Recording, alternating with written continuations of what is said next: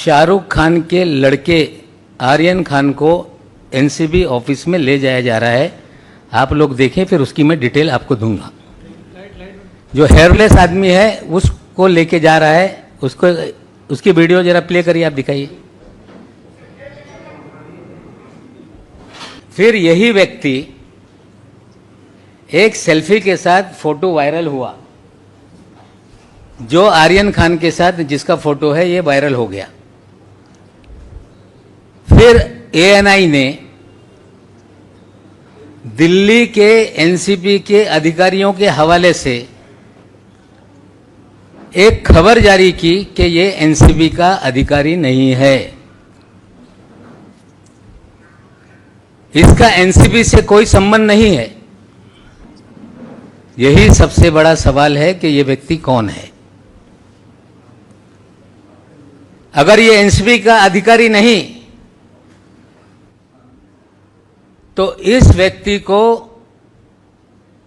एक व्यक्ति जिस पे आरोप है कि वो ड्रग इस्तेमाल करता है या उसके पोजीशन में ड्रग मिला तथा कथित, उसे वो घसीटते हुए, लाइट चालू करो, घसीटते हुए एनसीबी कार्यालय में कैसे ले जा रहा था, ये एनसीबी को बताना पड़ेगा कि इसका और एनसीबी का क्या कनेक्शन है।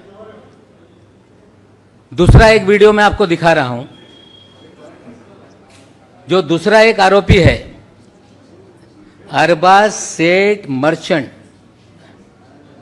उसे भी एनआई ने फीड रिलीज की, जिसको एक व्यक्ति पकड़ के एनसीबी कार्यालय में ले जा रहा है। शुरू से लगा, शुरू से। ये आदमी को देखिए जो लाल शर्ट पहना हुआ, फिर बताऊंगा।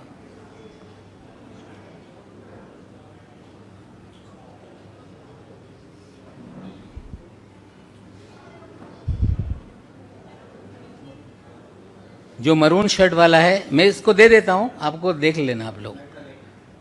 दोनों फीड ये एनआईए एजेंसी ने जारी करने का काम किया है। पहले वाले से एनसीबी ने कहा कि हमारा कोई ये अधिकारी नहीं है। पहले वाले का नाम है केपी गोसावी। जो दूसरा वाला व्यक्ति है जो अरबाज को ले जा रहा है, उसका नाम है मनीष भानुशाली। ये भी एनसीबी का अधिकारी नहीं है, ये भारतीय जनता पार्टी का उपाध्यक्ष है। इसकी प्रोफाइल पे जो जो फोटो है लोगों को दिखाने का काम करो। मनीष भानुशाली का, मनीष भानुशाली और फोटो नेक्स्ट नेक्स्ट। राष्ट्रीय है, मुंबई का है, ये बीजेपी बताएगी। उपाध्यक्ष लिखा हुआ है उसके प्रोफाइल पे। इन महाशय के फोटो देश के प्रधानमंत्री मोदी जी के साथ हैं। मनीष भानुशाली के फोटो अमित शाह जी के साथ हैं। मनीष भानुशाली के फोटो देवेंद्र फडणवीस के साथ हैं। मनीष भानुशाली के फोटो गुजरात के कई मंत्रियों के साथ हैं। मनीष भानुशाली के फोटो आशीष शेलार के साथ है, नड्डा साहब के साथ है, केंद्रीय मंत्री, रेल राज्य मंत्री के साथ है। एनसीबी को बताना पड़ेगा कि मनीष भानुशाली लाइट के और एनसीबी के क्या रिश्ते हैं। दो हाई प्रोफाइल एक्यूज। एनसीबी ने दावा किया कि क्रूज पे हमने छापा मारा, 3 दिन तक प्लानिंग चलती रही, 26 अधिकारियों के जरिए रेड की गई और जोनल ऑफिसर ने स्टेटमेंट दिया था कि हमने 8 से 10 लोगों को डिटेन किया है। उनकी भी बाइट है, मैं आपको थोड़ी देर में दिखाता हूं। बाद में खबर आई कि 8 ही आदमी थे। एक अफसर जो पूरी तरह से रेड को मॉनिटर कर रहा है, वेग स्टेटमेंट करता है कि 8 से 10 लोग थे। या तो 10 लोग रहे होंगे, 2 लोगों को छोड़ा गया। या 8 ही लोग थे, किसी और 2 लोगों को फ्रेम करने की साजिश एनसीबी ने की थी, ये स्पष्ट हो रहा है। और कुछ चीजें हैं, पहले वो बता देता हूं, फिर चीजों को फिर विस्तार से एक्सप्लेन करता हूं। जब ये सारा मामला शनिवार रविवार को टेलीविजन पे चल रहा था, रविवार को 8:30 बजे एनसीबी ने कुछ फोटोग्राफ और एक वीडियो रिलीज किया है क्राइम रिपोर्टर्स को। यह है वो फोटो। ये सारे फोटो कई चैनल पे चलाए गए। क्लेम किया गया कि इसमें चरस है, क्लेम किया गया कि इसमें कोकीन है, और फोटो क्लेम किया गया कि इसमें कोई केमिकल की टेबलेट्स है, और ये हमने सीज किया है। किसी भी रेड में सीजर करते समय उसका एक प्रोसीजर है, एनडीपीएस एक्ट में भी प्रोसीजर है। खबरें प्लांट की गई कि क्रूज से हमने पकड़ा है, लोगों के पास से हमने ये बरामद किया है। ये कोई भी मामला जो सैंपल के फोटो जारी किए गए, ये दिल्ली के एनसीपी से लोगों को जारी किया गया है। ये फोटो किसी क्रूज के नहीं है, ये फोटो किसी क्रूज टर्मिनल के नहीं है, ये फोटो जोनल डायरेक्टर के केबिन के अंदर के फोटो हैं। उसकी भी एक छोटी वीडियो आपको दिखाता हूं। वीडियो चला, वीडियो।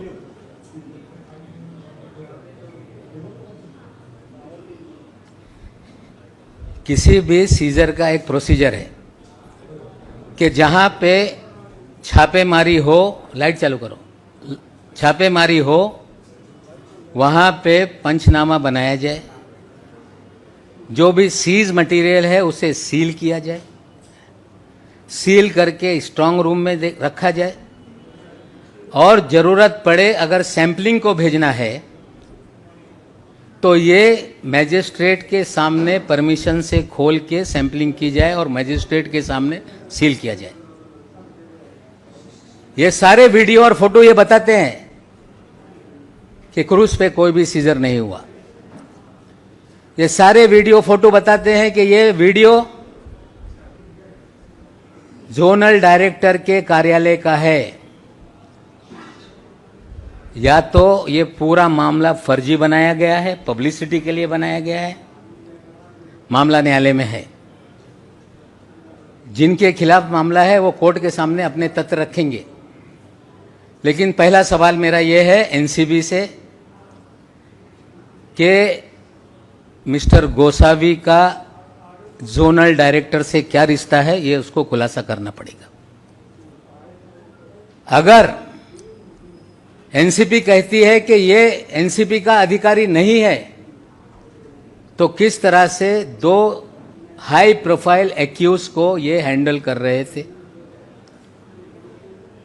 मनीष भानुशाली ये एनसीपी का अधिकारी नहीं, फिर ये दूसरे हाई प्रोफाइल जो एक्यूज है उसको कैसे हैंडल कर रहा था। सवाल ये उठ रहा है कि क्या एनसीपी को अधिकार है कि प्राइवेट लोगों को हायर करके या उनकी मदद से रेड की जाए? अगर है तो किस कानून के तहत, इसका भी खुलासा एनसीबी को करना पड़ेगा। हमारा सीधा आरोप है कि पिछले 1 साल से भारतीय जनता पार्टी महाराष्ट्र को, महाराष्ट्र की सरकार को, मुंबई की फिल्म इंडस्ट्री को, बॉलीवुड को बदनाम करने के लिए फर्जीवाड़ा रच रही है। और पूरा 3 तारीख का ड्रामा ये फर्जी है। और श्री मनीष भानुशाली, इनका प्रोफाइल अभी उन्होंने लॉक कर दिया है। कल शाम से गोसावी का प्रोफाइल लॉक है, लेकिन मनीष भानुशाली के हमने 2 दिन में उसकी जो मूवमेंट है हमने निकाली है। 21 तारीख के दिन मनीष भानुशाली ये दिल्ली में था, कुछ मंत्रियों के घर पे। 22 तारीख को मंत्रालय में गांधीनगर में ये रहा। 28 तारीख तक गांधीनगर के मंत्रालय में लगातार इसकी बैठकें होती रही। और ये 21-22 तारीख की तारीख बहुत इंपॉर्टेंट है। भानुशाली 21-22 तारीख की तारीख इसलिए इंपॉर्टेंट है कि मुंद्रा पोर्ट पे गुजरात में 3,000 करोड़ के 27,000 करोड़ मुझे पता नहीं, लेकिन एक बड़ा अफगानिस्तान से ड्रग का कंसाइनमेंट पकड़ा गया। तो मनीष भानुशाली दिल्ली में किससे मिल रहा था? मनीष भानुशाली गुजरात में किन मंत्रियों के साथ बैठा था? 28 तारीख तक मनीष भानुशाली गुजरात के मंत्रालय में क्या कर रहा था? 28 को फिर बंबई आता है, फिर 1 तारीख के दिन फिर गुजरात में मंत्रालय में जाकर राणा नाम के एक मंत्री है उनके साथ बैठक करता है, और 3 तारीख को छापेमारी में लोगों को गिरफ्तार करता है। ये सारे सवाल के जवाब हमें लगता है कि एनसीपी को देना पड़ेगा। पूरा एनसीपी का इस्तेमाल भारतीय जनता पार्टी लोगों को बदनाम करने के लिए, अपने नेताओं और कार्यकर्ताओं को छापेमारी करवाने के लिए, जो लोग उनके खिलाफ है उसका इस्तेमाल किया जा रहा है। हमने सवाल खड़े किए हैं कि मनीष भानुशाली का गुजरात ड्रग का क्या कनेक्शन है, एनसीबी बताए। भारतीय जनता पार्टी बताए कि उनका उपाध्यक्ष राष्ट्रीय उपाध्यक्ष है, जो मोदी जी का एक्सेस है, जिसे अमित शाह जी का एक्सेस है, जेपी नड्डा का एक्सेस है। और मनीष भानुशाली को कौन सी जिम्मेदारी भारतीय जनता पार्टी ने दी है, ये दोनों लोगों को खुलासा करना पड़ेगा कि एनसीपी का भानुशाली का क्या कनेक्शन है, भारतीय जनता पार्टी का भानुशाली का क्या कनेक्शन है, और जो भी पिछले 1 साल में मुंबई शहर में बैठकर एनसीबी कर रही है, सारा फर्जीवाड़ा करके लोगों को बदनाम किया जा रहा है। जितने भी मामले बनाए गए, फिल्म वालों को टारगेट करके पब्लिसिटी लूटी गई। लगातार सारा देश का मीडिया अलग अलग लोगों को पूरी तरह से मीडिया ट्रायल करता रहा। मैं उम्मीद करता हूं कि आज सवाल जो मैंने उठाए हैं ये देश की जनता के सामने जाएंगे, और भारतीय जनता पार्टी का एनसीपी पे क्या प्रभाव है, एनसीबी के लोग प्राइवेट लोगों के जरिए लोगों को गिरफ्तार किस तरह से करा रहे हैं, इसका खुलासा बीजेपी और एनसीपी को करना होगा। और ये शुरुआत है, बहुत सारी चीज़ें एनसीबी को लेके हैं। समय समय पे चीज़ें मैं आपके सामने रखूंगा, और आप पत्रकारों से भी विनती करता हूं, खास करके क्राइम रिपोर्टर से, कि कोई अधिकारी फीड कर दे वो सच है ये मानकर आप खबरें ना चलाएं। कुछ तहकीकात आपको भी करनी है कि ये सच कितना है, झूठ कितना है। ये सारा मामला 3 तारीख का फर्जीवाड़ा है।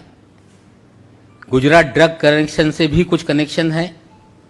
एनसीपी भारतीय जनता पार्टी के लोगों के साथ मिलकर लोगों को गिरफ्तार कर रही है, और ये जो सारे एविडेंस है मैं आपको व्हाट्सएप के जरिए सारी चीज़ें देता हूँ। और गोसावी ये क्लेम करता है कि ये प्राइवेट डिटेक्टिव है। गोसावी क्लेम करता है कि ये कोलालमपुर में रहता है। अब इतना बड़ा सब इंटरनेशनल कनेक्शन है। हमें लगता है कि दिल्ली के एनसीपी के मुखिया जो सवाल हमने खड़ा किए हैं उसका खुलासा करेंगे। अगर खुलासा नहीं करते हैं तो और सवाल कुछ दिनों में हम उनके सामने रखने का काम करेंगे।